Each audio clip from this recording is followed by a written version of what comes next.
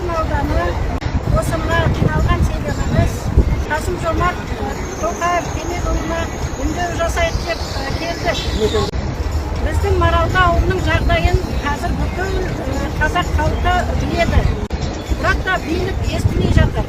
Министрлердің барлығын аралап шықтық, бірақ та бізді қолдайтын ешкім жоқ. Барлығын тексеріп, дәлелдеп, барлық жерге бардық, бірақ та үн-түнсіз билік тып-тыныш отыр.